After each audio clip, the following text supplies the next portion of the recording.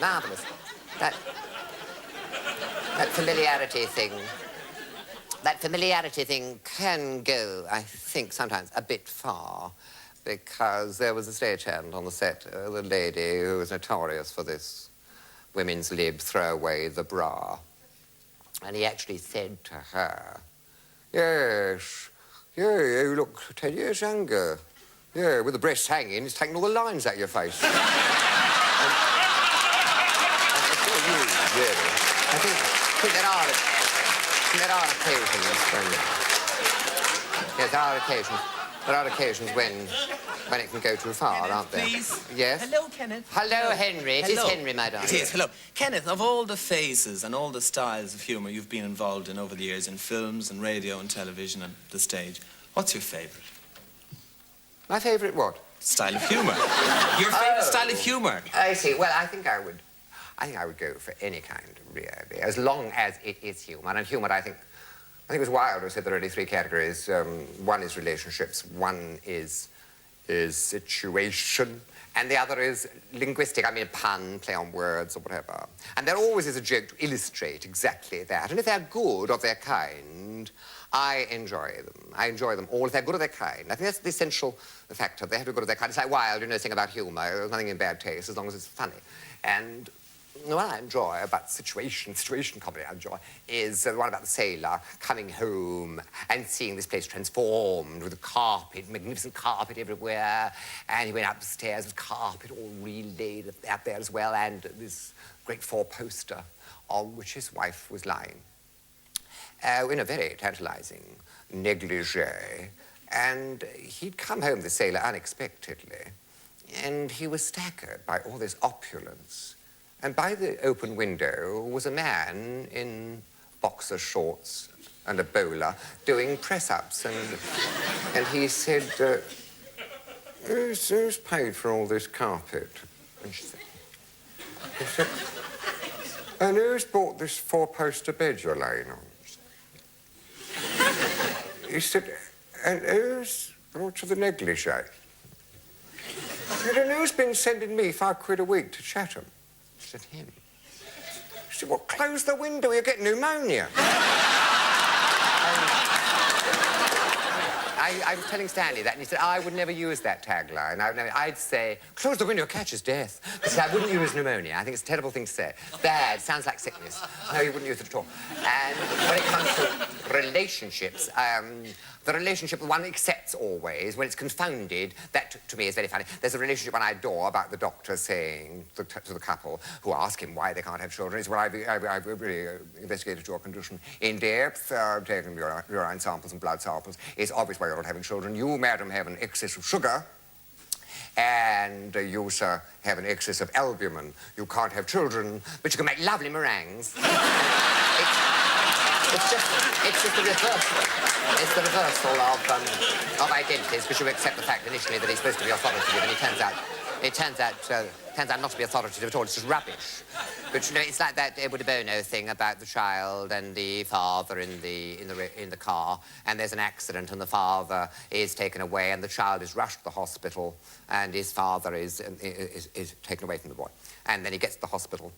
And the doctor looks at him and says, my son.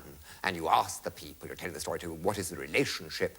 And they always say something weird, like, oh, it's a priest calling the child. The doctor is a priest. And they, no. And they don't ever get it, because the simple answer is the doctor is his mother. But it's an extraordinarily interesting story, because it does reveal attitudes and relationships, and we do have fixed attitudes about relationships in our heads. The other thing, the linguistic one, comes under all kinds of categories, you know, puns, and the one I enjoy very much is about this woman at the zoo and this Frenchman who's visiting London Zoo is listening, and the child says, what is that hanging from the elephant? She says, it's his trunk. And he said, no, the other end. It's his tail. And he said, no, not quite the end. And she said, oh, that's nothing. And the Frenchman said, oh, madame, vous êtes très blasée. Like that. And that's charming.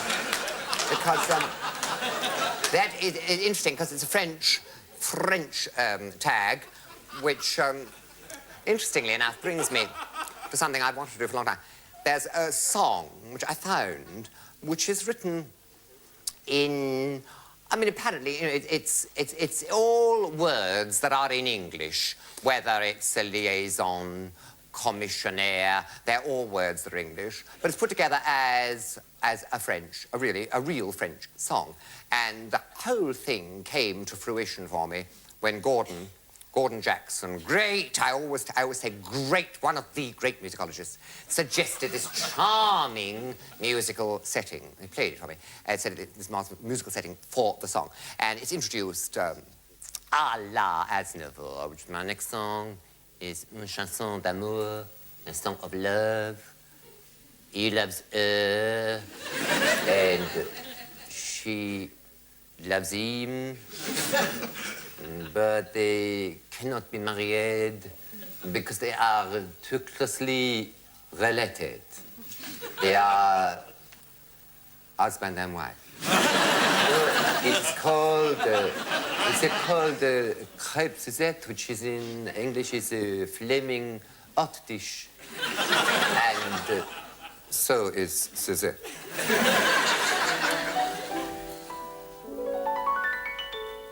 En est soi qui mal y pense, fait toujours reconnaissance.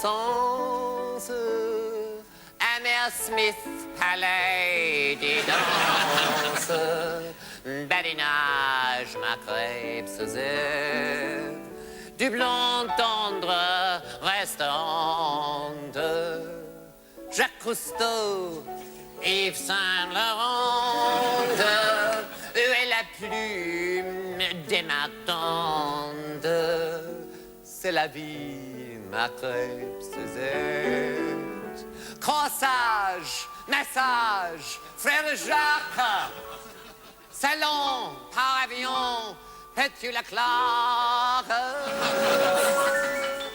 Fiancés ensemble, lorgnette, lingerie, des toilettes, gauloise, cigarette, entourage, ma crêpe Suzette, citron, mirage, caravelle, eau de brut and Chanel, chaise longue, chachette, Estelle, fuselage, ma crêpe Suzette, pince-nez, bidet, commissionnaire, mon repos, Brigitte Bardot, je songe frontière, et ça n'a qu'un nez. Yeah, the song, not the French.